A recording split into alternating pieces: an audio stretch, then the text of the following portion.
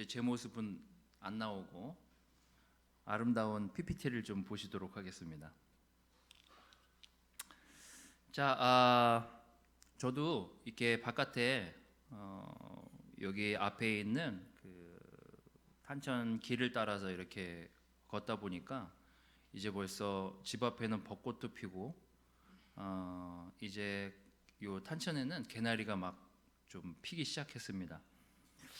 여러분 가족들이 이 주일날 가까운 곳에 또 그 꽃이라도 보시기 바라면서 여러분들이 좀 바람을 쐬시는 그런 시간들을 맞이하시기를 바라겠습니다. 동네 꽃구경이라도 꼭 나가시기를 바라겠습니다. 저 혼자 또 올라와서 또 맨날 말씀을 전하고 여러분들은 집에서 뭘 하고 있는지 제가 알 수가 없으니까 오늘부터 제가 여러분들한테 레슨 때 제가 요즘 그 애들이 저기 방학이 길어져 가지고 자꾸 그 온라인으로 수업하는 걸 제가 옆에서 이렇게 보고 돕다 보니까 온라인 과제를 이렇게 선생님들이 숙제를 이렇게 해서 개학 때 가져오게 하더라고요. 저도 여러분 저기 교회 개학할 때 개교할 때 숙제를 좀 여러분들이 잘 해오셨는지를 좀 체크해 보도록 하겠습니다. 저희도 온라인 학습이니까 온라인 예배니까 온라인 과제를 좀 드리도록 하겠습니다. 일단 첫 번째 과제는요.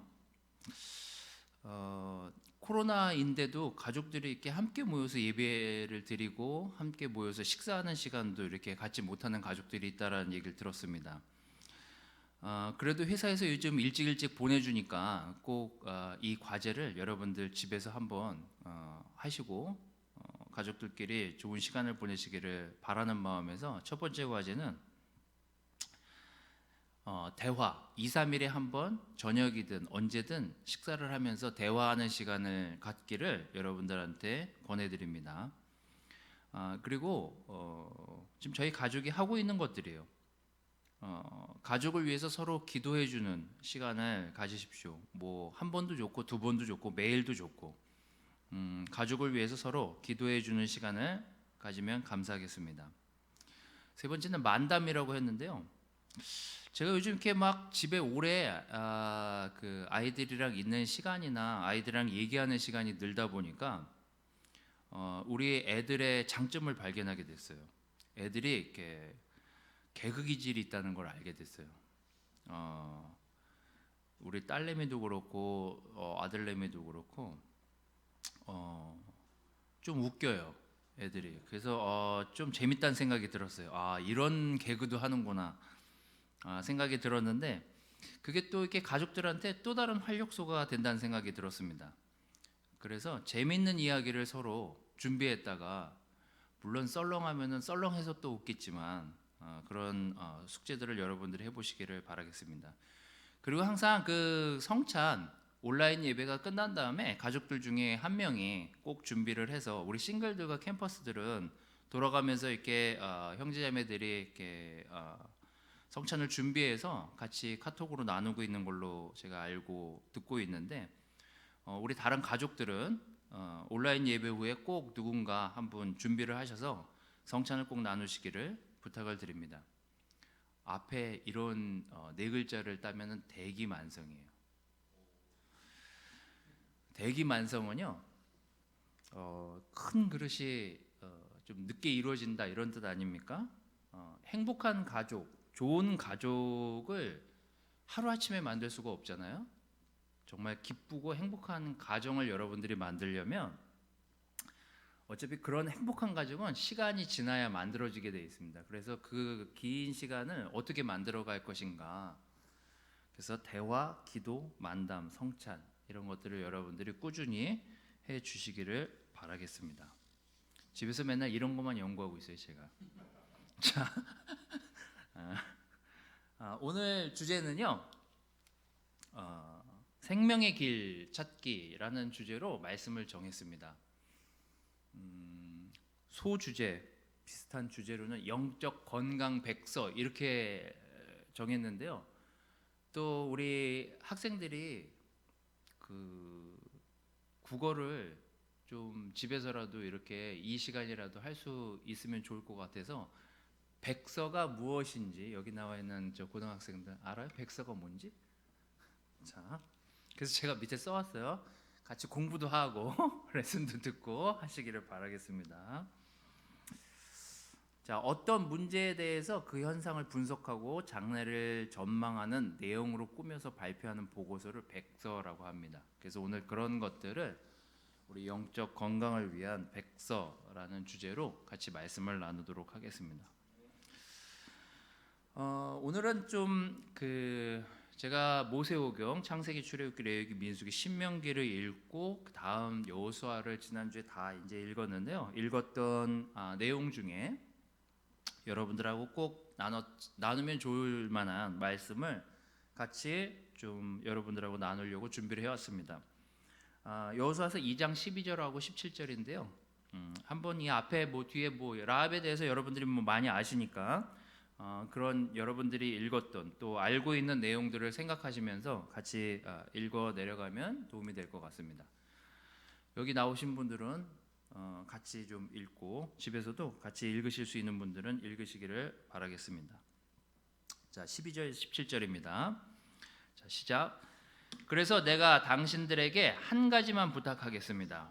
내가 당신들을 도와 호의를 베풀었으니 당신들도 나에게 은혜를 베풀어 여리고가 정복당할 때 나와 내 가족과 친척을 모두 살려주겠다고 당신들의 하나님 여호와의 이름으로 맹세하고 믿을 만한 표를 주세요. 그때 두 정찰병은 그녀에게 이렇게 대답하였다. 만일 당신이 우리 일을 아무에게도 말하지 않으면 여호와께서 이 땅을 우리에게 주실 때 우리가 목숨을 걸고서라도 당신과 당신의 가족을 구하고 당신을 진심으로 우대할 것을 약속합니다. 그래서 라합은 창문을 통해 밧줄로 달아내렸는데 그것은 라합이 성벽 위에 지은 집에 살고 있었기 때문이었다. 라합은 그들에게 가다가 추적대를 만날지도 모르니 당신들은 산으로 도망가서 3일 동안 숨어 있다가 그들이 돌아간 다음에 갈 길을 가세요 하고 말해 주었다. 두 정찰병은 떠나기에 앞서 그녀에게 이렇게 말하였다. 우리에게 당신에게 약속할 것은 반드시 지키겠습니다. 아멘. 여러분들이 지금 어떤 자세와 어떤 폼으로 앉아서 예배를 드리시는지는 제가 모르겠습니다만 여러분들이 이렇게 집중해서 예배를 드리시기를 바라겠습니다. 그래서 제가 두 번째 토론 숙제를 좀 드리도록 하겠습니다. 제가 나중에 다 물어볼 거예요. 자, 제가 여기 써놨죠. 가족 토론 숙제 2개. 제발 싸우지 마세요. 이렇게 써놨습니다. 꼭 이렇게 토론하라 그러면 싸우는 가족들이 있어요. 이제 신학교에서 이제 성경 이런 수업들을 이렇게 쭉 듣다 보면 꼭 이렇게 논쟁이 일어나는 2개의 내용들이 있습니다. 이 여호수아에서 갑자기 제가 읽다가 생각이 나서 여러분들도 한번 집에서 토론해 보면 좋을 것 같다라는 생각에서 제가 적어왔습니다. 매번 이제 여길 지나가면 항상 이 2가지 논제를 갖고 싸워요. 자, 라합이 굉장히 강인한 여자였습니다. 그래서 여러분 오늘 읽은 구절에 나오진 않지만 앞에 라합이 정찰병들을 숨겨주고 자기네 나라 군인들이 찾아왔을 때 잡으러 왔을 때 거짓말을 하게 되죠. 이제 이 거짓말을 놓고 문제 제기를 하는 사람들이 있습니다. 한번 여러분도 가족끼리 한번 상의를 좀 해보세요. 논의를 해보세요. 거기 4절에 정찰병을 숨겨두고 와기 보낸 사람들에게 뻔뻔하게 그들이 내 집에 왔던 것은 사실이지만 어디서 왔는지 몰랐습니다. 숨겨놓고 이제 이런 얘기를 하거든요. 선의의 거짓말은 죄인가 아닌가에 대해서 한번 가족들하고 상의를 해보시기를 바라겠습니다. 2팀으로 나눠서 해보세요. 선의의 거짓말은 좋은 것이다, 아니다, 그것도 죄다. 이렇게 2팀으로 나눠가지고 해보시기 바랍니다. 둘 중에 하나 해보시면 되겠어요. 여러분 그렇게 심하게 싸우기 싫으시면 옆에 걸 하시면 되겠습니다. 거기 15절에 보면 여리고 성과 라합의 집이 붙어 있었던 것 같아요. 성벽 위에 지은 집 이렇게 기록이 되어 있으니까 영어 성경 찾아보셔도 되겠습니다. 15절에 보면 성벽 위에 그 집이 붙어서 지어져 있는 걸로 이렇게 나와 있어요. 근데 여리고성이 무너진 성이잖아요. 알죠? 이렇게 돌다가 이렇게 무너진 거 알죠? 자, 여리고성은 무너졌어요. 그럼 제가 이제 밑에서 썼는데 헐 라합 집만 멀쩡하다고? 이런 이제 얘기를 갖고 싸우는 사람들이 있습니다. 이걸 가지고 한번 토론을 여러분들이 해보시기를 바라겠습니다. 두 번째 건 좀 쉬워요. 이렇게 저도 이따가 좀 건물을 잠깐 보여드리기는 하겠지만 여러분들이 집에서 이런 거 갖고 한번 좀 가족들하고 할 얘기가 없으면 이 얘기로 토론을 좀 해보시면 도움이 많이 될 거예요. 자, 오늘 토론 숙제 주제는 여러분들한테 이렇게 드렸고요. 오늘 생명의 길을 가는 첫 번째 관문은 이렇게 포인트를 정했습니다. 좋은 것을 선택하고 더 나은 삶을 살고 그런 길을 찾아서 우리가 지속적으로 걸어갈 수 있다면 그게 우리에게 건강한 생명과 우리가 이 땅에서 살면서 하나님이 주신 것들을 잘 누리면서 살 수 있는 그런 길 아니겠습니까? 그런 생명의 길을 가는 첫 번째 관문, 그것은 바로 12절. 그래서 내가 당신들에게 부탁하겠습니다. 내가 당신들을 도와 호의를 베풀었으니 당신들도 나에게 은혜를 베풀어 주시기를 라고 라합이 생뚱맞게 자기 집으로 숨어 들어온 정찰병들에게 대화하는 내용이 나옵니다. 첫 번째 포인트는요, 고집 부리지 않는 거예요. 이미 이스라엘 백성들이 이 여리고성을 향해서 진군하고 있다라는 소식들을 듣게 되었습니다. 이 성에 있는 사람들은요. 하지만 성이 너무나 튼실했고 이 지역에서 정말 이렇게 난공불락의 성이었기 때문에 한편 이 성의 안에 있는 사람들은 그래도 여기까지라는 생각이 있었는지도 모르겠습니다. 하지만 이 라합과 이 정찰병들이 하는 이야기들을 주고받는 이야기들을 이렇게 쭉 들어보면은요, 확실히 두려움이 있었던 건 사실이었어요. 이스라엘 백성들이 어떤 기적들을 행하고 그들을 인도하는 하나님이 어떤 분이었는지를 이스라엘 백성들에 대한 이야기들을 소문으로 전해서 듣고 있었던 찰나였어요. 자, 하지만 그 성에 많은 사람들이 그 이야기를 들었지만 유독 라합만은 내가 이러다 하나님을 거역해서 죽을 수도 있겠구나라는 판단을 한 사람은 라합 가족밖에 없습니다. 이 라합 가족은 또 우리 신약으로 넘어가면은 예수님 족보에도 나오죠. 그럴 정도로 참 판단력과 또 지금의 상황에서 자기가 어떤 신을 어떤 민족을 따라야 될지에 대한 정확한 판단을 했던 것 같아요. 결국은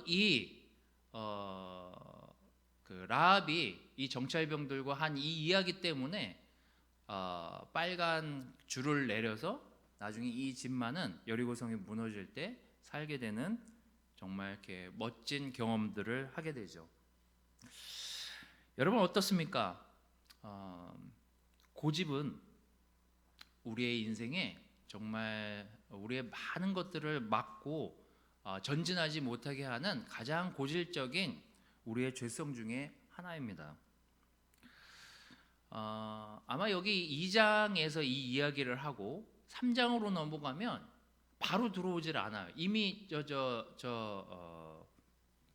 가나안 땅으로 진군은 하고 있었지만 요단강을 건너야 했고 그 요단강 자체가 굉장히 큰 넘기 힘든 지금은 그렇게 보잘것없는 강이고 말라가지고 금방금방 건너는 강이지만 예전에는 이렇게 비가 많이 오고 그 홍수가 나면은 참 건너기 힘든 그런 강이었는데 이 강을 건너기도 전부터 얘기를 들었으니까 충분히 피할 시간과 도망갈 시간과 또 이들에게 항복할 시간이 충분히 주어졌음을 볼 수 있습니다.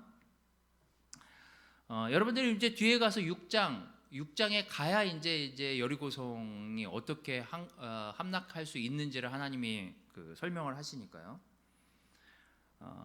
그런데 여기 성에 있는 사람들은 두려워는 하고 있었지만 피하진 않았어요. 신기하게도 이 라합의 가족만 미리 준비를 하고 있었던 것 같아요.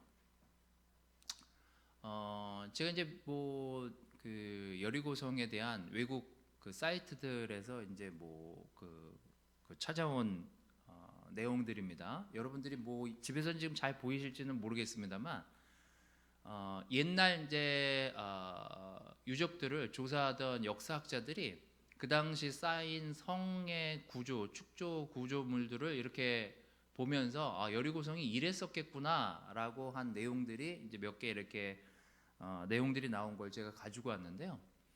저기 보시면 이제 보통 이스라엘에서 살던 사람들이 성을 지을 때 저렇게 성들을 지었다고 합니다. 앞에 이제 첫 번째 벽이 있고요. 이 벽이 보통 밑에서 그 브릭이라고 써 있는 데가 이제 벽인데 벽 높이까지가 한 4m 정도, 높은 건 6m 정도 된다고 해요. 그리고 그 위에 축조된 게 4m고 그 위에 성벽을 쌓은 거, 브릭이 한 6m 정도 되니까 한 10m 정도 되는 거죠. 첫 번째 성벽 높이가. 그 다음에 그 경사를 이렇게 지어가지고 위로 이렇게 경사를 지게 만든 다음에 거기도 사람이 살게 해요. 그 다음에 이제 두 번째 성을 이렇게 축조를 합니다. 벽을. 거기가 한 벽까지 높이가 한 15m 정도 되고 나머지는 또 그 앞에 첫 번째 벽처럼 한 2m에서 5m 되는 벽을 쌓으니까 저 두 번째 언덕배기에 쌓여진 저 성벽은 거의 한 20m 가까운 높이를 맞닥뜨리게 되는 거죠. 이렇게 여리고성 주변에 몇 가지 성들을 조사해 봤더니 이런 구조물들을 가지고 있더라라고 생각이 그 역사학자들이 기록을 좀 남긴 내용들을 지금 가져왔습니다. 제가 이 내용을 여러분들한테 보여드리는 이유는 우리는 우리 스스로 조금씩 벽을 쌓아놓은 상태로 점점 고립돼 가는 사람들을 보게 됩니다. 여리고 사람들이 너무나 튼튼하고 완전하다고 생각하는 그 성에 살았지만 그들은 사실 고립되어 있었던 사람들이에요. 워낙에 자기 성에 대한 만족도가 높았었기 때문에 이게 지금 고집인지 아니면 지금 이 상황에서 이스라엘 백성에게 항복을 얘기해야 되는 건지 그런 판단을 제대로 내리지 못한 상태에서 그 긴 시간들을 그 성 안에서 지내면서 살았던 것 같아요. 아마 라합도 이 성이 그 주변에 있는 다른 성보다 훨씬 튼튼하고 강하다는 걸 알았고 또 몰랐을 수가 없잖아요. 그 안에서 그런 사람들을 상대로 술 장사를 하고 있었으니까요. 그런데 라합만은 이 성벽을 의지하지 않고 정찰병이 해준 이야기들을 들으면서 자기가 어떤 판단을 하고 내가 어떤 신을 섬겨야 되는지를 판단하게 됩니다. 어쩌면 우리가 쌓은 우리 개인의 성벽이나 우리 스스로 만들어낸 우리의 벽 때문에 우리의 고집을 꺾지 못하는 경우들을 종종 보게 되는 것 같습니다. 결국 이 고집이라는 벽이 쌓이고 쌓여서 결국 하나님께 가지도 못하게 만들고 하나님을 알지도 못하게 만들고 회개할 시간도 놓치게 되는 이 여리고성 안에 있는 사람들을 볼 수 있습니다. 이처럼 고집은 하나님에게서 주시는 좋은 것들을 받아들이지 못하게 하는 아주 무서운 우리 개인이 가지고 있는 병 중에 하나입니다. 그래서 저는 이 라합이 이 정찰병들과 하는 이야기들을 들으면서 우리에게 고집이 얼마나 그 무서운 정말 죄성 중에 하나인지를 보게 되는 것 같습니다. 자, 10절에 보면 이런 이야기가 나옵니다. 우리는 당신들이 이 이집트를 탈출해 나오던 때 여호와께서 당신들 앞에서 홍해물을 말리셨다는 이야기를 들었어요. 어디 이뿐이겠습니까? 우리는 당신들이 요단 동쪽에 있는 두 아모리 왕 시온과 옥을 어떻게 처치했는지도 다 들었습니다. 그래서 저는 이 성이 튼튼하고 이 성이 안전하다는 걸 알지만 저는 하나님의 편을 택하겠다라는 게 라합의 결정이었어요. 결국 이 결정으로 인해서 라합과 함께했던 가족들은 다 살게 됩니다. 놀랍게도 출애굽에서 신명기를 여러분들이 이렇게 쭉 읽어보시잖아요. 아주 자주 나오는 단어가 등장합니다. 그 중에 한 구절, 여러분들이 지금 막 인터넷으로 이렇게 영어 성경 이렇게 바이블 그 온라인 성경으로 찾아보셔도 됩니다. 진짜 많이 나와요. 신명기 9장 6절 말씀만 제가 이렇게 읽어드리도록 하겠습니다. 내가 다시 말하지만 여러분의 하나님 여호와께서 이 좋은 땅을 여러분에게 주시는 것은 여러분이 착하고 선해서가 아니라고요. 오히려 여러분은 악하고 고집센 백성이라고요. 이스라엘 백성이 엄청 고생했던 거 아시죠? 그게 바로 이 고집 때문이었습니다. 이처럼 고집은 하나님과 우리 관계를 굉장히 가로막는 우리 안에 깊은 죄성 중에 하나임을 볼 수 있어요. 심지어 이 고집스러운 이 백성들의 기록들이 신약에도 나옵니다. 히브리서 3장 7절 8절은요 그때 광야에서의 이야기들을 갖다가 붙여 놓으면서 이렇게 얘기합니다. 얼마나 고집부리기로 유명했었든지 이게 자손 대대로 남았던 것 같아요. 3장 7절 8절 히브리서에는 이런 기록을 하고 있습니다. 오늘 너희가 그의 음성을 듣거든 광야에서 시험할 당시 반역하던 때처럼 못된 고집을 부리지 말아라.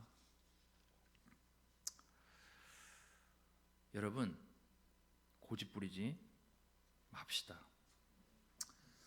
제가 며칠 전에 사실 이 레슨을 준비하면서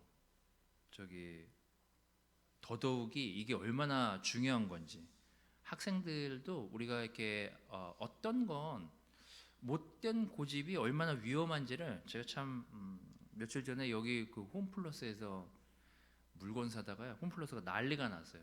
어떤 좀 어려 보이는 여자 학생인지 어른인지 잘 구분은 안 되는데 하여튼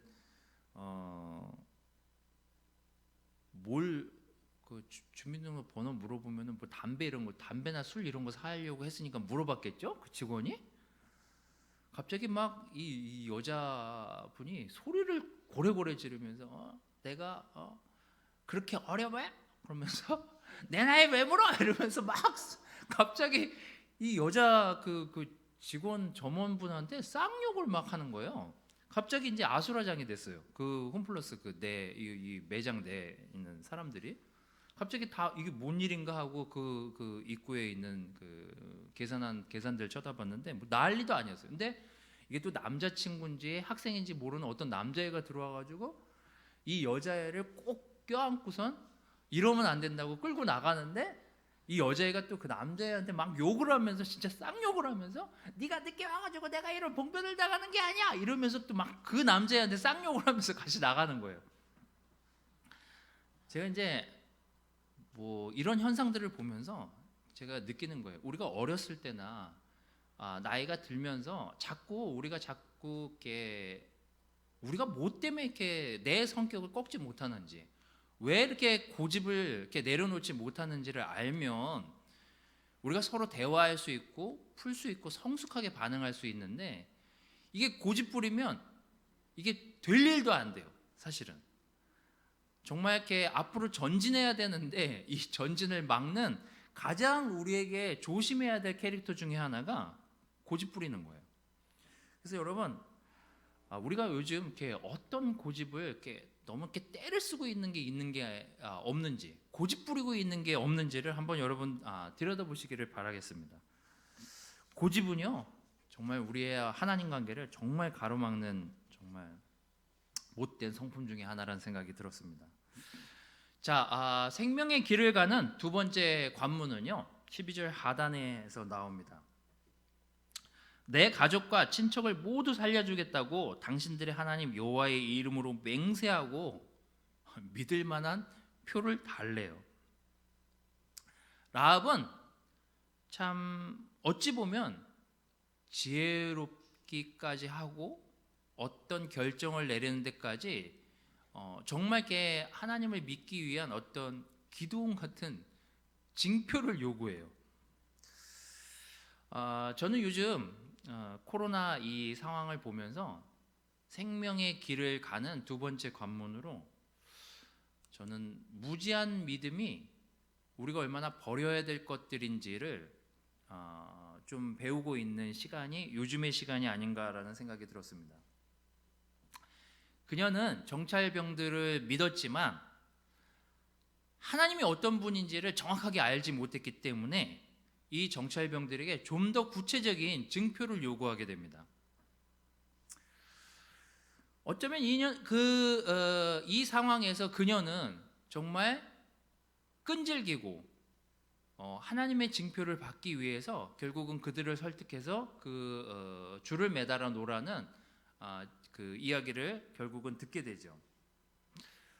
제가 오늘 아침에도 문자를 받았고 또 심지어 어제도 저한테 문자가 오고 심지어 다른 예배를 드리는 어떤 사람들이 이렇게 보낸 문자를 제가 받기도 했습니다. 예배를 이렇게 온라인으로 예배를 드려줬으면 좋겠다. 조금 지나면 이게 좀 완화될 수 있으니 조금 다른 사람의 건강을 위해서라도 좀 떨어뜨려서 예배를 드렸으면 좋겠다. 떨어져서 예배를 드렸으면 좋겠고 온라인으로 예배를 드렸으면 좋겠다. 성남시청에서도 권고가 오고 경기도청에서도 권고가 오고 뭐 여러 군데서 저한테 지금 문자가 오고 있어요. 근데 이것도 사실 너무 무제한 거죠. 각 교회마다 여러 지금 이야기들이 오고 가고 있는 것 같아요. 그래서 지금 현재도 모여서 예배를 드리고 있는 교회가 있다라는 게 지금 문제라는 거죠. 저는. 자, 제가 잠언 말씀을 잠깐 보고 다시 넘어오도록 하겠습니다. 잠언 1장 2절에서 4절에는요 이런 말씀이 있습니다.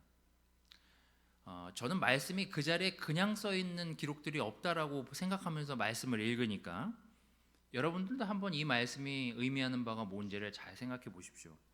이것을 쓴 목적은 지혜와 교훈을 얻게 하고 깊은 뜻을 지닌 말을 깨닫게 하며 모든 일을 지혜롭고 의롭게 공정하고 정직하게 행하게 하고 어리석은 자에게 슬기를 주며 젊은이들에게 지식과 분별력을 주기 위함이다. 제가 그래서 몇 주 전에 통찰력이 어떻게 주어지는지에 대한 말씀을 여러분들하고 나눴잖아요.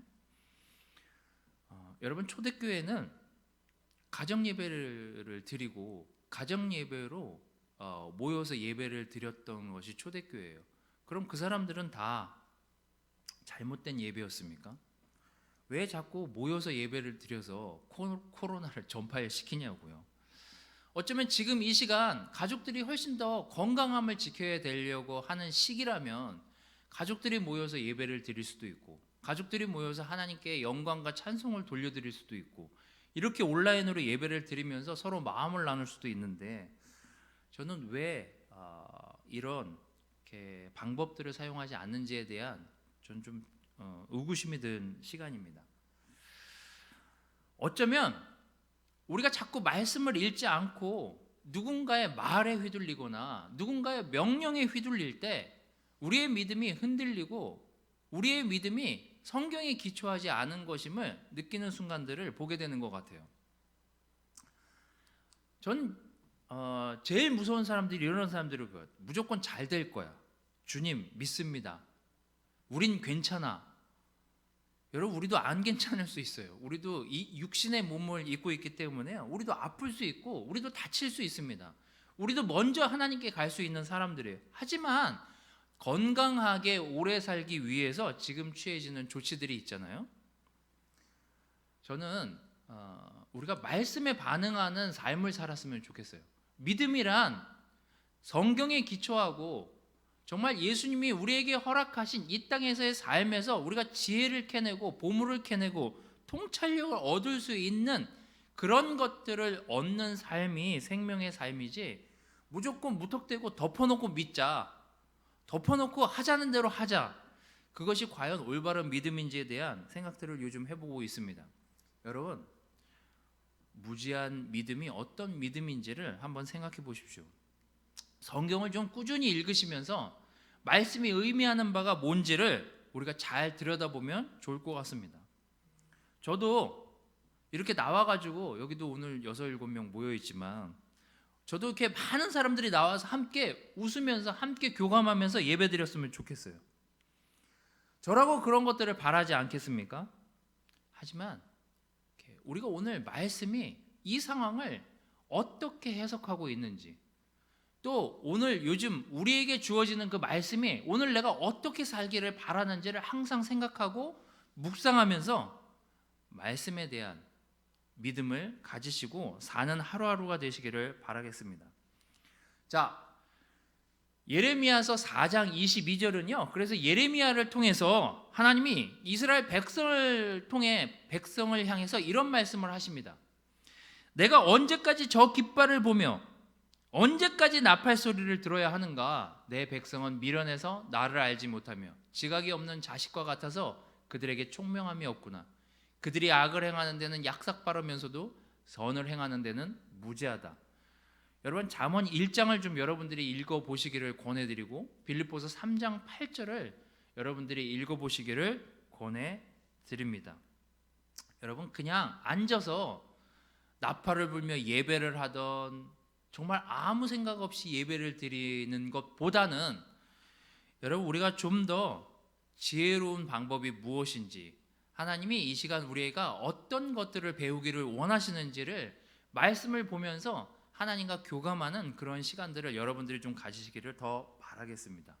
무지한 믿음을 우리가 버리고 정말 하나님이 주시는 참 지식과 믿음을 얻어가는 지금의 시간이 됐으면 좋겠습니다. 우리 세 번째 마지막은요, 로열티, 신의입니다. 14절에 이런 말씀이 나오죠. 여호와께서 이 땅을 우리에게 주실 때 우리가 목숨을 걸고서라도 당신과 당신의 가족을 구하고 당신을 진심으로 우대할 것을 약속합니다. 여러분, 저는 여러분들의 바이블톡에 있는 형제자매들의 끈끈함을 보면서 사실 많은 감동과 배움을 얻곤 합니다. 정말 가족 같아요. 정말 이렇게 서로를 위해서 기도해주고 누군가 아플 때, 또 누군가 마음이 상했을 때 정말 진심을 담아 위로해주고 함께하려고 하는 참 형제자매들이 있음에 참 다시 한번 너무나 이렇게 감사함을 느끼게 되는 시간들인 것 같습니다. 느헤미야 1장 5절을 좀 보도록 하겠습니다. 하늘의 하나님 여호와여, 크고 두려우신 하나님이시여, 주를 사랑하고 주의 명령을 지키는 자에게 주는 약속을 지키시고 자비를 베푸시는 분이십니다. 신실하고 약속을 어기시는 분이 아니신 분이 하나님이시고, 하나님에 대한 신실한 마음을 지켜가는 사람이 있다면 하나님은 그 약속을 거두시는 분이 아니래요. 하나님이야말로 정말 로열티, 신의가 있으신 분이십니다. 저는 우리가 서로를 위해서 기도해주고 서로를 위해서 정말 이렇게 믿음을 세워주는 지금의 이 시간이 우리의 서로의 로열티를 확인할 수 있는 시간이 아닌가라는 생각이 들었습니다. 그래서 오늘 여러분들에게 영적인 건강 백서, 생명의 길을 가는 길에 대해서 우리가 좀 생각해 봐야 될 몇 가지 것들을 여러분들에게 말씀을 드렸습니다. 오른쪽에 온라인으로 예배를 보시는 분들은 이게 잘 보이실려나 모르겠는데 오른쪽에 지금 뭐가 보이십니까? 네, 고무신. 여기 학생들 중에 고무신 신어보신 분 있습니까? 실내화랑 비슷해요, 여러분. 실내화랑 안 뚫린 실내화라고 생각하시면 됩니다. 제가 요즘 애들 숙제를 도와주다 보니까 정책 관련한 막 그 국가 뭐 이런 내용들을 좀 보다가 무슨 국가 역사 뭐 자료에서 하여튼 보게 됐어요. 고무신이 우리나라 민족들이 지나온 이래로 가장 흔하고 오랫동안 신겨졌던 신발 중에 하나랍니다. 정말 대중적이기도 하고 모든 세대가 아우러서 신었던 신발이래요. 근데 이 기간이요 90년이 지속됐답니다. 이 고무신을 신은 게. 왜냐하면 잘 안 닳았기 때문이죠. 질겼기 때문에. 그래서 90년 가까이 됐대요. 이 신을 신고 이 신이 사라지기 시작한 때까지의 기록이 90년 정도 된답니다. 제가 저기 나이 땡땡 그 신발을 10살 때부터 신었으니까 40년 가까이, 지금도 집에 한 컬레 정도 있으니까요. 40년 가까이 신는 거거든요. 그 유명한 신발보다 오래된 신발이 고무신이에요. 제가 왜 고무신 얘기를 했냐면요. 오늘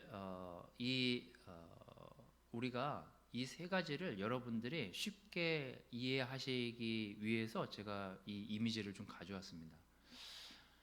여러분, 우리는 매일매일 이상하게 어떤 똥꼬집을 부릴 때가 있어요. 이게 잘못됐다는 걸 알면서도 꺾지 않을 때가 있어요. 여러분, 우리가 어떤 고집을 하나님한테 부리고 있는지 한번 생각해 보십시오. 그리고 내가 부리고 있는 고집들이 있다면 그걸 이렇게 돌이킬 수 있는 시간을 가지시기를 바라겠습니다. 무지한 믿음은요 삶에 전혀 도움이 되지 않습니다. 그래서 여러분, 매일매일 조금씩이라도, 적은 양이라도 잠언을 읽던 시편을 읽던 항상 병행해서 여러분들이 한번 읽어보십시오. 하나님이 우리에게 얼마나 놀라운 지혜를 이 땅에서 허락하셨는지를 배울 수 있습니다. 그래서 우리가 어떤 것이 생명의 길인지를 알 수 있게 되는 것이 말씀이에요. 꼭 말씀을 조금씩이라도 읽고 여러분 큐티를 하시고 나눠줘 보십시오. 여러분, 제가 이렇게 강력 권해드리는 거는 요즘 캠퍼스들이 이렇게 올리는 큐티들을 제가 이렇게 보고 있는데요. 정말 깜짝깜짝 놀랄 때가 많습니다. 정말 놀라운 내용들이 많이 올라와요. 여러분이 큐티가 잘 안 되면 좀 보내달라고 캠퍼스한테 부탁이라도 해보십시오. 정말 놀라운 큐티들을 저는 읽고 있습니다. 여러분, 지혜는 하루아침에 오지 않습니다. 그러려면 우리가 이렇게 영적인 무지를 벗어버리려면 여러분 말씀을 읽고 생각하고 기도하기를 지속하십시오. 무지한 믿음이 사라지게 될 것입니다. 세 번째는 신의를 지키십시오. 서로 노력하고 서로 믿음을 나누고 믿음을 이렇게 지속하게 해 가기를 서로가 노력하시기를 바라겠습니다. 그래서 오늘 앞글자만 쭉 따면은요 고무신이에요. 그래서 여러분 이 고무신에 대한 이야기들을 그래서 아까 잠깐 꺼낸 겁니다. 어쨌거나 여러분, 제가 집에서 이런 생각들을 하면서 지내고 있습니다. 여러분도 가정에서 이런 아이디어가 생각나면 저에게 문자를 보내주시면은요 제가 레슨에 적극 가지고 사용하도록 하겠습니다. 여러분, 이 세 가지를 기억하시면서 여러분 우리가 영적인 믿음을 더욱더 단단히 만들어 나가는 믿음의 시간들이 지금의 이 시간들이 되시기를 바라겠습니다. 자, 오늘 말씀은 여기서 마치고 여러분 건강하시기를 바라고요. 더욱더 튼실한 몸을 가지고 만나는 그 시간이 될 때까지 다들 건강하시기를 바라겠습니다. 말씀을 마치도록 하겠습니다.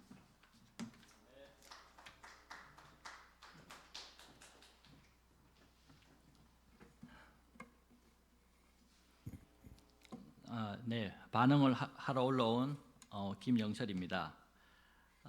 저희 레슨에 대한 반응 이전에 4주 만에 이 본당을 찾은 저의 느낌을 잠시 말씀드리자면 우선 감개무량하다는 것입니다. 빼앗긴 나라를 되찾기 위해 만주에서 독립운동을 하다가 잠시 고국 땅을 밟은 느낌이라고나 할까요? 고국 땅을 밟아 감개무량하긴 하지만 아직 해방은 되지 않은 느낌, 봄은 왔지만 봄이 아닌 느낌, 그래서 많이 아쉬운 그런 느낌이 듭니다. 이상화 시인의 빼앗긴 들에도 봄은 오는가라는 맨 마지막 부분에 이런 내용이 있습니다. 나는 온몸에 풋내를 띠고 푸른 웃음, 푸른 서름이 어우러진 사이로 다리를 절며 하루를 걷는다. 아마도 봄 신령이 짚혔나 보다. 그러나 지금은 들을 빼앗겨 봄조차 빼앗기겠네.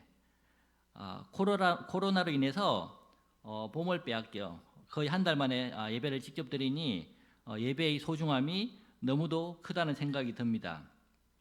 그리고 예배당의 넓은 공간이 너무나 휑하게 느껴져서 그 예전 왁자지껄 다 같이 모여서 예배 드리던 그때가 얼마나 감사하고 소중했는지 다시 한번 여실히 느끼게 됩니다. 하지만 우리의 육적인 몸은 가정에 있지만 우리 모두의 영은 이곳에서 함께 모여 하나님을 찬양하는 시간이었음을 너무나 믿습니다. 레슨에 대한 반응을 짧게 하자면요. 라합의 행동을 목사님의 말씀을 통해서 들으면서 노아와 같은 마음이 아니었을까 하는 생각이 들었습니다. 노아 또한 다른 사람들이 자기를 비웃고 놀리고 하는 과정 속에서도 굴하지 않고 정말 꿋꿋이 그 큰 방주를 만들었던 것처럼 이 라합 또한 튼튼한 성벽을 의지할 수 있었음에도 불구하고 그보다 더 크신 하나님을 의지해서 너무 지혜롭게 대처한 삶을 통해서 자신의 가족과 자신의 삶을 바꾸어 나가는 그러한 모습을 보게 되었던 것 같습니다. 집에서 너무 쉽게 편하게 드리는 예배인지라 그 기쁨과 감사함도 줄어들고 영적인 감각 또한 무뎌지었던 시간을 보냈던 게 제 몇 주간의 삶이었던 것 같습니다.